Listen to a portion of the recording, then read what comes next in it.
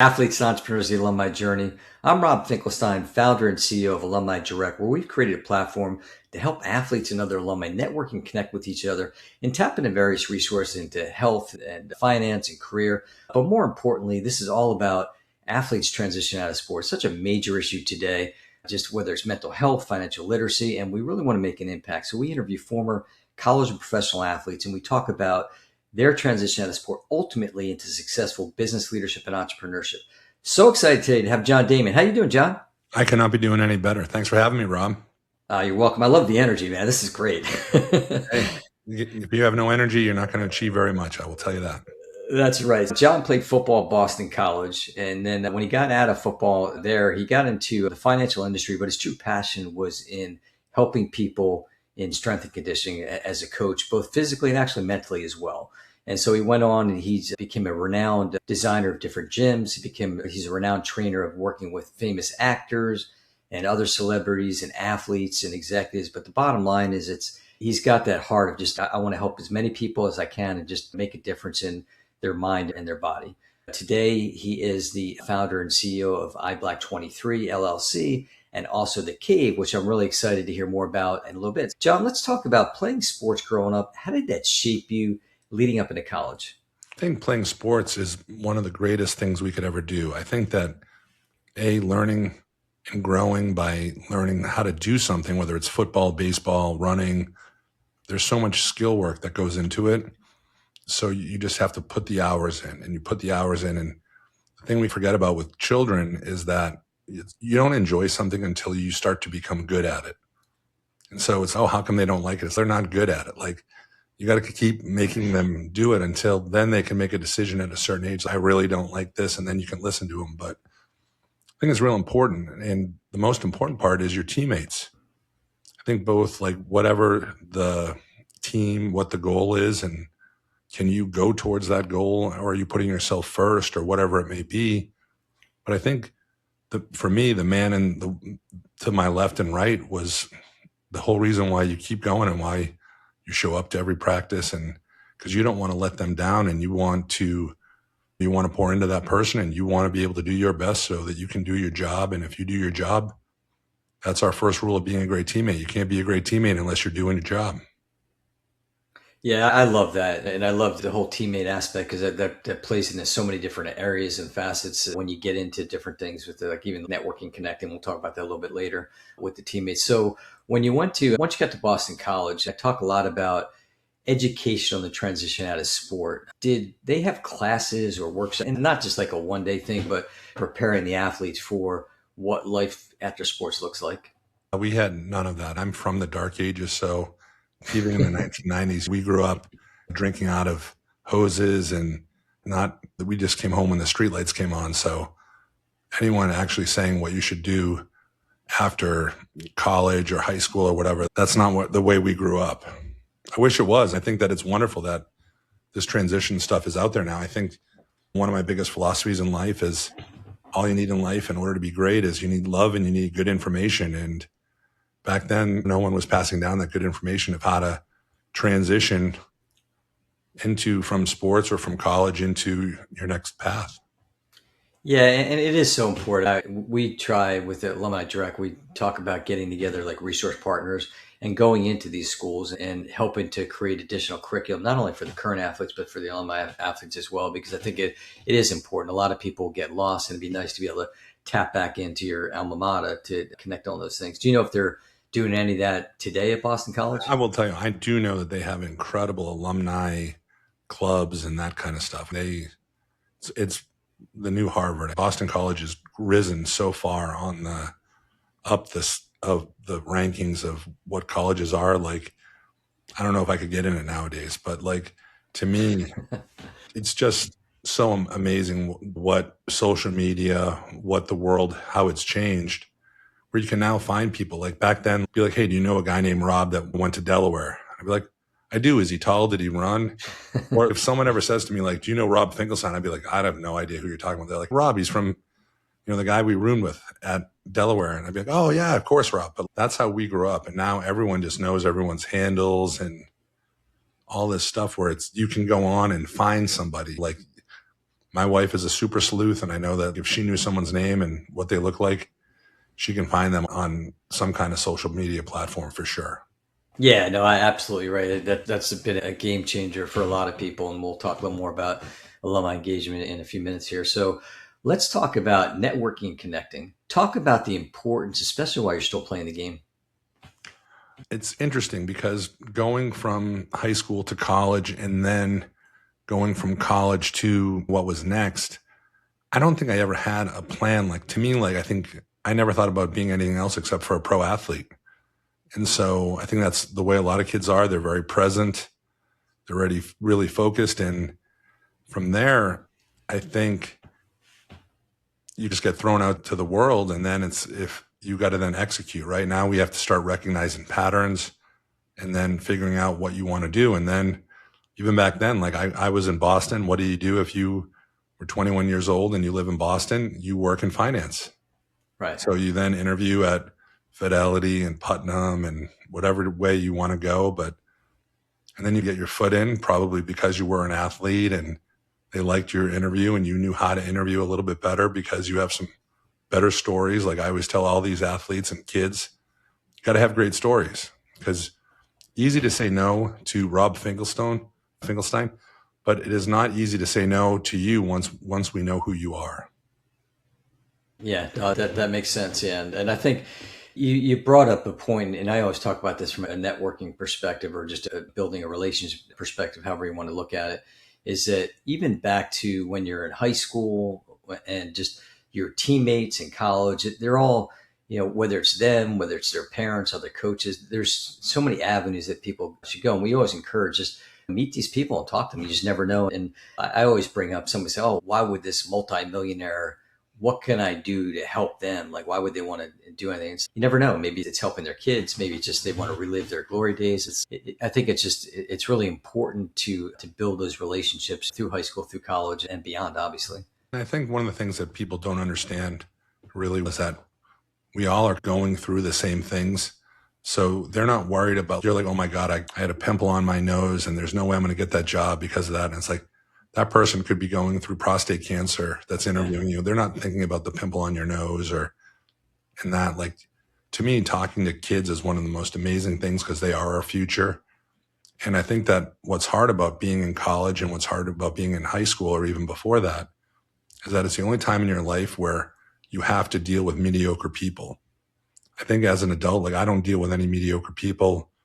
Very lucky. I live in a very safe house and a safe environment. I've created a safe environment for all my clients and for people I build gyms for and who hang out at my house. But children that want excellence have to deal with mediocrity every day because that's who they go to school with. And even if they're at a great school, there's going to be high performers and people that don't want to be high performers. And excellence does not like mediocrity, and mediocrity does not like excellence. And so if you do want to be excellent, you got to make sure that's the only people you invite on your bus. Yeah, no, for sure. And then what about, I've been talking about this a lot lately, cross networking between sports. So a lot of times it seems, and maybe this might be more at the professional level, but the football players will talk to the different football players, hang out with them, baseball, basketball, but they don't seem to connect necessarily with each other, except for maybe at the highest level where you see these stars that are going to like different games and all that. Give me your thoughts on that as far as networking amongst different sports. I think versus likes, and I'll get into that. That we all have 4 archetypes as people. You have your warrior, your sovereign, your lover, and your magician. And as an athlete, you have to go into that warrior mode when you're in between the lines. But I think a lot of football players have a hard time coming out of that when the game's over. And so like a warrior won't like anyone but a warrior. Very important as an athlete when the game is over, you do have to switch into a different mode or you will get exhausted. But I think like I deal with a lot of ex-NFL guys, ex-NBA guys. And when we're together, we always say football has made a lot of basketball players. And it's because you get hit once and it's that basketball court looks pretty good over there. Because football is a very highly competitive sport, high contact sport. It's a collision sport. And so if you're not into that, you got to find basketball and that kind of thing. And it's just also very different. Like football guys, to me, hockey guys are very similar. Yeah. very easy to get them to go towards like the big goal of we want to win the NFL championship or the NHL championship. And in the NBA, it's harder. You have 12 guys, 13 guys, and they're like, shoot, like I'm going to get paid hundreds of $1,000,000 if I can just average 10 points a game. And so they might want to, in theory, win the NBA championship. But in reality, they're like, I got to get mine. And that's more important. So their ability to want significance trumps their ability to love and connect with their team and to follow through on what that team's goal is. And I think sport to sport, it's just differences because, when a figure skater's, oh my God, you wouldn't believe it when I did this triple Lutz. And then the football player is looking around going, what's a triple Lutz? But we need to have connection, and connection is usually based on similarity, like that there's something in common. And I think like for me, when I look at it, like I do a networking event for my podcast guests, and it's just cool to see. I've had like ice skaters and swimmers and NFL players, Major League Baseball, but to see everybody come together. But I always talk about the athlete DNA, and that a lot of us have started playing sports when we were little kids. And whether you play football, baseball, like it's the team, it's the perseverance and everything that goes into being an athlete. And I think it's cool to see, like when the game is over, to see these athletes interacting with each other because they have that common ground. Yeah, like when I train people and when I had the same way I do now, a private gym, we call it the dance. And when I was in Los Angeles, the athletes loved it when an actor or a singer followed them. The singers and actors loved to see the athlete coming in after them or before them or whatever it was. And because it's interesting, right? Man, John Bon Jovi or Mary J. Blige or whoever it may be, you're like, man, that guy can sing in front of 100,000 people. Or that woman, she can do something that I can't do. That's cool. Because football guys, or any kind of NBA guys, it's just, we all need growth. It's a human need, right? And so it's, geez, I wonder if I could have ever done that. Could I have ever, what do they ask LeBron James? Could you have played football? Now, everyone wants to know, could I have done this? Or I ended up where I needed to go. I used to love playing the piano or something. It's just so intriguing, that dance. So it's like what you find out when you talk to a high level swimmer. It's, shoot, this guy never missed. Michael Phelps, 6 years, 7 years, 365 twice a day. Shoot, I did the same thing. Like Tom Brady's going to say, yeah, that sounds about right.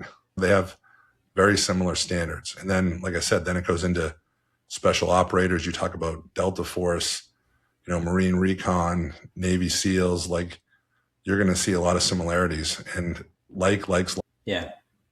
Yeah, no, 100%. So let's switch gears and talk a little bit about alumni engagement. And we touched on it earlier. We were talking about alumni groups at Boston College. When you were playing, or even today, is there a push from the school to bring back athletes, and not just for the homecoming game, but to work with current athletes and mentor them?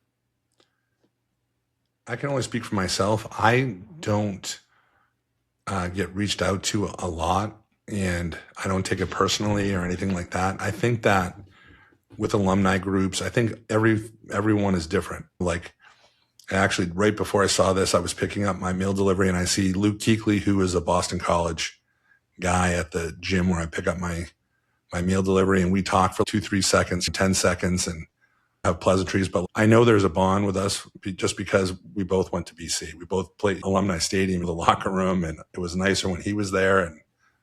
But there is like that common ground. Like anyone I know that did play sports, you root for the guys that went after you, that went before you, and you share a commonality. You share that experience. And it's amazing. I think that we're going to see it tonight on the national championship for football for NCAAs, and you're going to see guys. You're going to see 30 guys on the sidelines for Miami tonight. You're going to see Michael Irvin going crazy. You're going to see Ray Lewis and all these Miami greats pouring to their university. Yeah, it's interesting. You said there's probably not a lot of guys on the IU sideline that can say the same thing. Yeah, because that's what Miami, what they had as an important. That was their standard. We are going to be us against the world, and we're gonna play some great football.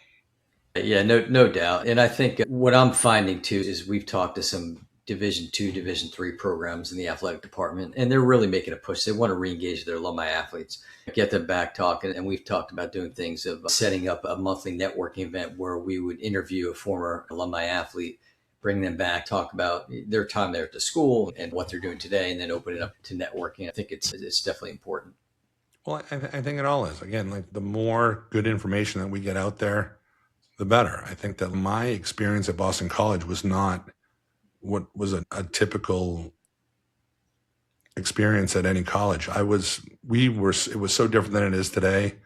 It was illegal to work. If I was caught working, I would have lost my scholarship. So I worked under the table as a bouncer and a bartender, and because I needed to help my mother pay her bills. And you have to do it under a false name or in cash or whatever it may be. And, so I was stressed out of my mind. I'm here trying to pay bills for my mom. My sister's in the hospital. I'm not loving and connecting with teammates. I'm in survival mode in that aspect. I'm leveling up as a Batman. I'm not thinking about, I would love to talk to Billy tomorrow. I wonder if he wants a play date. That's not what I was fixated on. I'm like, I want to do my best and be present in everything that I'm doing, whether it's studying or on the field, practicing for football or playing football. And then I'm going right to work 3 or 4 nights a week till 3, 4 in the morning. And I'm not getting the sleep I need. But you got to do what you got to do. I think that's what an entrepreneur it built the entrepreneurial things that I know I needed to do in order to be an entrepreneur. Like the other thing I know why I went in to become an entrepreneur, because I know if I worked for someone else, I would not be able to pay my mother and sister's bills. It was just too much. So it's like, I got to own my own place at some point in time. Yeah, that's great. And it's definitely, no doubt shaped by just everything that we talk about again, that athlete skill set, the DNA. A couple quick fun questions. If you were to go back in time, let's go a little back to the future on the DeLorean. What advice would you give to freshman John at Boston College, 10 words or less? Be present, be courageous, give 100%, love and connect. That's awesome. I love the way you compartmentalize that. You're like, okay, let's see, here's 2 words, and then see the next 2. I got 5 groupings. There you go. It's awesome. And then fast forward to senior John, what advice would you give to him? You're an absolute stud. Don't be upset about the losses. Appreciate what you're learning through the losses and know it's going to all turn out in the end. All right. There you have it. That's great advice. Let's now go to transition out of sports. I will say one more thing, because I do talk to that younger self of mine. The cool part about that is that he tells me to raise my standards. He's like, how come you have creamer in your coffee? You're better than that. Let's go. That's great. I do some of that myself too. You're better than that, Rob. Let's go. What the think you're doing? You would never do that when you were running the 3-mile race. Come on. That's right. Absolutely. All right. Let's talk about transition out of sports. So for you played football and probably played other sports too growing up and your whole life. And now all of a sudden you've had a great career, but it's time to go into, sometimes we say, the real world. How was that transition for you? It was bananas. Like, to me, I worked for Putnam Investments for a little bit, and I'm in a call center, and you're answering 300, 400, 500 calls a day, and you're learning so much about DCPA. And I was in that 401k DCPA thing, but then you get promoted and you're like on the road talking to companies about why they should put their retirement money into Putnam Investments funds. And I'm like 21, 22 years old. Like, how do I talk to someone 68 years old and tell them that they should go into Putnam Investments bond fund because it's safe? And even though it might have been great advice, it might have been good information, but like, I didn't know if I ever had earned that place to be telling people like with millions, if not millions and millions of dollars, or even just their 10,000, that was everything to them, that they put aside as a 22-year-old kid. I think that is very hard. And then I worked for Gruntel, where I got licensed as a 6 and 63 and 7. So I could trade life insurances, stocks, bonds, whatever it may be. And the guy that I was supposed to work for, they switched me to another guy. And this guy came in at 929. What do you like, John? I'd be like, whatever it was, Microsoft, Nike, I got to stay as an athlete. And he'd be like, just get on the phone and churning people, doing cocaine, doing other stuff. And I'm like, I honored my contract to open up 25 accounts for this guy. And then I was the first one of my crew to do that, of my class, as they would say. And then when the guy who would only talk to you once you made $1 million worth, when he gives you that offer, and I used to torture him and be like, hey, you want to go to the Red Sox tonight? I got great tickets, all this kind of good stuff. And he is giving me my offer. And I'm like, yeah, no, I turned it down. He goes, then why do you open these things? I'm like, I said I would do it. So I kept my word, but I literally was like, this is such a despicable office. The guy in the corner was trading his dad's money at full commission. Just not the way you do it. So a lot of life, I think, is you get great experience by seeing how people do it the right way. But I think you also can see how to do it by seeing it when people do it the wrong way. But you just can't think that's okay because they're getting away with it. Again, you got to hold the standard. You got to know the difference between right and wrong. I think one of the things that's really hard for kids today and for adults is the right thing to do is always the right thing to do, and the wrong thing to do is always nothing. Yeah. And I think that we don't talk about that enough. Like, I see that every day.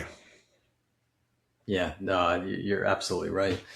Maybe give some words of advice, and this is going to obviously transition into talking about some of the great things that you've done since the financial, getting into the whole training and everything like that. But give some words of advice to athletes as they look to embark on their next journey. I think one of the things that they should do is that you find out what you do and then find out how to make money at it, and realize you're not going to start at the top, and it's different. Also, like different industries, you make different amounts of money. It's the same way since the beginning of time. Like, we can argue that athletes and private equity guys shouldn't get $1 billion a year, just the way it is. Like, one piece of advice I would tell people is, it is a game, so play the game. Don't try to rewrite the rules. You can't rewrite the rules until you know the rules and you're on top. So whatever it may be, find out what you love and then find a way to make money at it. And also I'll be a big Charlie Munger guy. Don't spend more than you make. Yeah. I think that's a hard thing for some of these pro guys coming out, is they're used to going to the nightclub and spending $10,000, $30,000 a night. And, they're coming out with a new Lambo next week. And it's just not the same money that they're making as they did when they were playing. And realizing that the person they are is not defined by what they do. Everyone's going to still say NFL great, blah, blah, blah. NFL player. You're not going to lose that when you leave the league. Just no one chants your name as much, or with 60,000 people. Yeah, it's a big deal. Difference. Yeah, definitely. Big deal for sure. And it's a big adjustment. That's, I think, a lot of the struggles come from just the whole identity. I was talking to somebody the other day, I was a basketball player. So you're not just defined as John the football player, Rob the runner, Susie the swimmer. You're a real person with many years ahead of you. Yeah. And by the way, it might be an amazing transition. Like, I always tell anyone, faith and fear take the same amount of energy. Yep. Definitely a good way to look at it. So now let's talk about, so now you started getting into the strength and conditioning and the personal improvement. Just talk a little bit about that journey, maybe how that parlayed from your athletic career.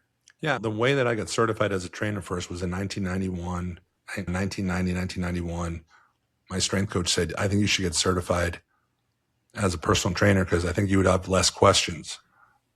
I'm good at following directions. So I then got my ACE certification and I realized I had more questions. And to me, that's amazing. Like, to me, I love people that are curious. You want to be curious and move forward. And then when I did transition full time, I was training people when I was working at Putnam Investments and Gruntold before work and after work. And the day that I realized I was going to switch to doing it full time, I interviewed at 4 or 5 places. I think I got jobs at all 5 of them. And I took the place that was the worst financial offer, but in the best area. And it was by far the best thing I ever did, because the people there could afford training for sure. And it was at a tennis club. It was one of the best decisions I've ever made, was to become a trainer at the Mount Auburn Club in Watertown on the border of Cambridge, Massachusetts. And it was absolutely amazing. Okay. And then you took that journey out to LA, and that was Yeah, a lot happened before that. So then I okay. become the New England cable news guy.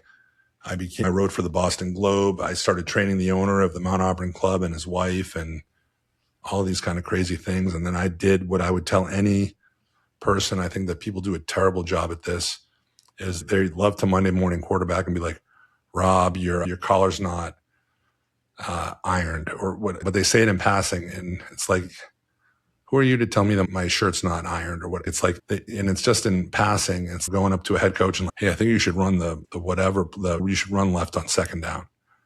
Hey, thanks. What's your qualifications? Am I saying that to you? I'm like, are you a dry cleaner? My superpower has always been, I don't listen to you unless you're on my board of directors. And I think that all athletes need to understand what that means because sometimes people are looking for significance by listening to everyone and then they don't filter out what is the good information. And it could not be more important. And so to me at Mount Auburn Club, I did a presentation about how I thought the gym could run better. And we made about $80,000 a year in personal training. And I was the first person. I wanted to put a private training studio where the half basketball court was because I didn't want to interact with mediocrity. So I'm like, if I can put all my clients in a room, boom, they're going to spend more money. They're going to enjoy it more.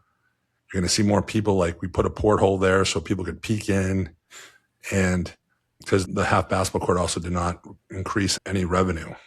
And so the guy, Bill Crowley, awesome man, doesn't say a word. I had emailed it to him. He was my client for 6-7 months at that time. And then one day he's, hey, I cleared your schedule. And I was like, yeah, I didn't know if I did something wrong. He goes, no, you're now the head of fitness or whatever the title was. And he's, we're going to do that presentation you put forward. We're going to do it. And we're meeting with the contractors at noon. So, and then boom, we did it. We took out all these racquetball courts. We did this. And then we went from making $80,000 a year to $80,000 a month within a year and 18 months. Wow. And that was where my journey was a rocket ship. And now I'm training Yo-Yo Ma, Celtics, captains of industry, like some really crazy, awesome people. And then at some point in time, I got a percentage of that increase, from 80, whatever the difference was, I got a pretty decent component of that. So I'm doing pretty well as a younger guy. And then at 30, I'm like, there's more. And so the fitness capital of the world is Los Angeles. And I had it. I could have stayed there and had a pretty good life for a long time. And instead, boom, here we go. Let's go to Hollywood. And I got offered a job. I had no job when I went out there. I interviewed and I got a job as the assistant fitness manager of the Sports Club LA, which at the time was like it was Rome. It was considered the best gym to ever have been built. And it ended up having 10 of them by the time we were done. But I got the job as the assistant fitness manager. I got the job, I think, on a Thursday. I was going to start on the Monday, and I got a call on Saturday to say that the fitness manager quit. And I was the new fitness manager of the Sports Club LA, which was a 150,000 square foot facility. It had 100 trainers, 20 Pilates instructors, yoga like all of it. And they all are going to report to me. And I have not met anyone but the general manager and the assistant general manager and the sales manager. And we went to work. And I will tell you, one of the secrets that I had in hiring all the people in Boston, everyone in Los Angeles, is I hired almost 100% athletes. And we created a culture. We made them fearless. We gave them great information and we gave them the tools to succeed, and we paid them better than anyone else. And then we hit numbers that they had never hit. We hit 3 million 2 years in a row for private training revenue and Pilates revenue. And they had never even hit like 2.56. And we did it back to back. And then I went to Equinox to help them design their first gym in Los Angeles and be their like celebrity trainer. And I did that so I could actually work less, so that at 2:00 or 3:00, I could then drive to Riverside or any kind of Rancho Cucamonga, put a suit on in a parking lot a block away from the bank when I'm giving them my spiel on why they should give me $1 million to open up a private training boutique. I did it 37 times until someone said yes, and then we opened up Active Fitness, and we hired more athletes, and we kept rolling. It's a big building on all those different. So ultimately, what do you prefer? Do you prefer the big gym culture that you developed, or more into getting into what you're doing today with the cave? I think that the bigger my clients got, the more they needed the privacy. And because there's nothing that ruins anything. Like everyone, we use the phrase jabroni. No one knows that they're a jabroni when they're a jabroni. And so when you go up to someone and say, oh my God, do you remember in 1987, I think it was in March, it was game 3, and you hit a baby jumper from the free throw line? And they're like, yes, I do remember. Like, yeah. And like, they think they're going to become like that person's best friend, or something crazy is going to happen. And they don't want to talk about that. That person generally has moved on from there. Right. And he's been asked it much more eloquently than you've asked it. And it's oh, and can I get a picture? And like nothing, like when someone could have had the best workout of their life, but then someone jabronis them on the way out. It's like when a restaurant, someone doesn't drop the check at the right time.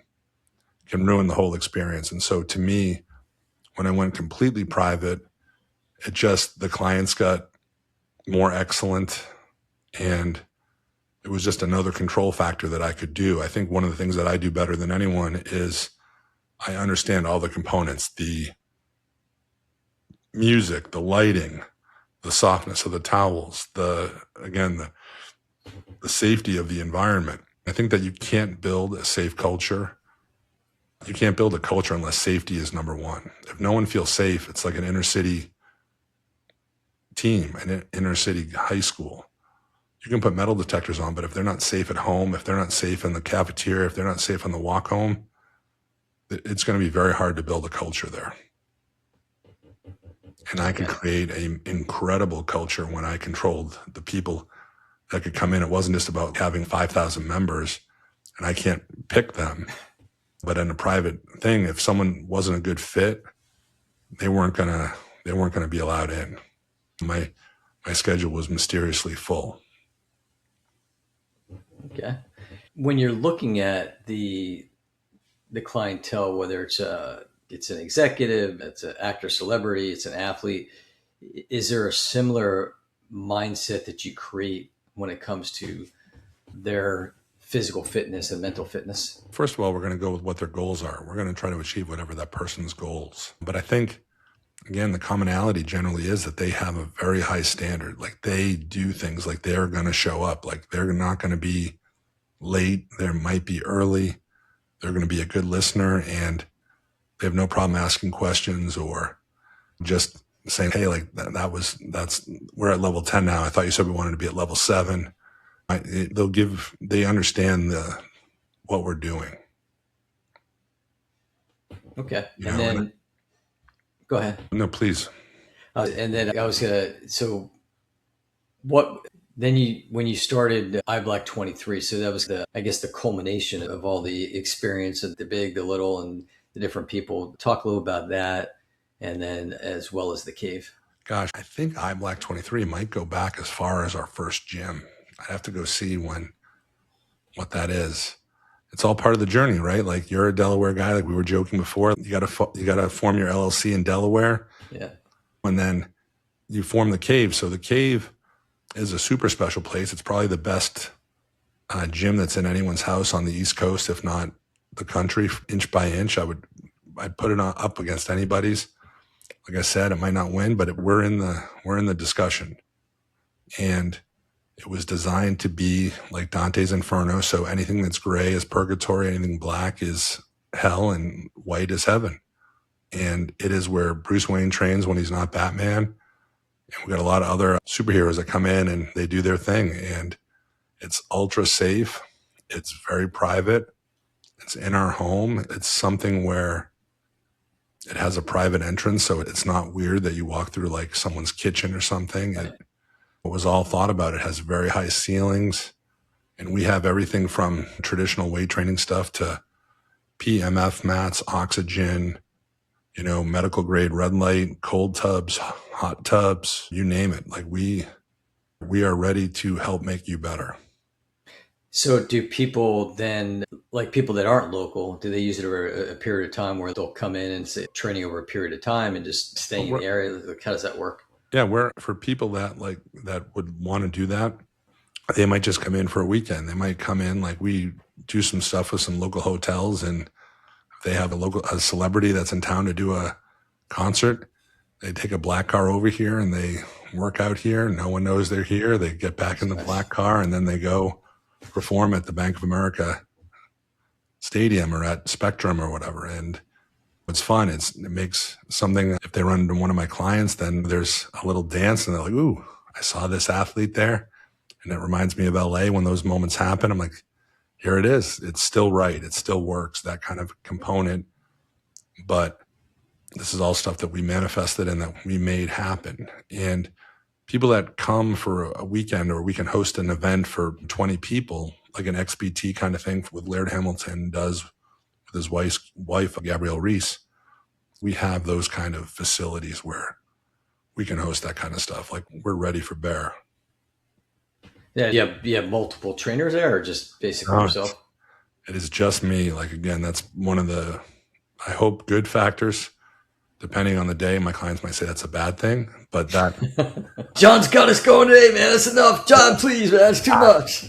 God, what the heck happened? And to me, I think that's, it's good because you have to have the right if there was to be another trainer there, it would have to be a very particular person that understands all of these things, because I can't just have anyone else in there, because then it just makes everything different.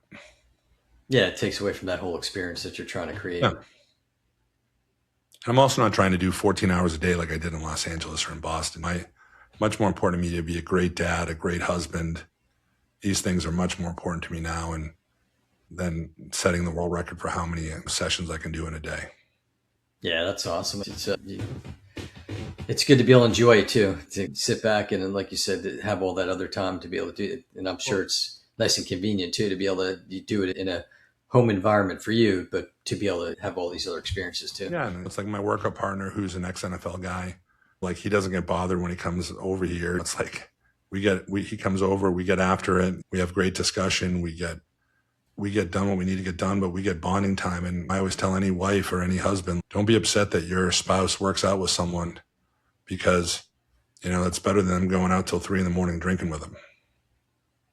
Yeah. I can relate to that, not on the workout in a sense. I used to have, years ago, a buddy of mine, we used to run every day, and it was therapy. We go for a morning run 5, 6, 7 miles, whatever it might be. But that was our time to just vent out, do everything. I can definitely appreciate that. Great bonding. It just is. It's nothing better.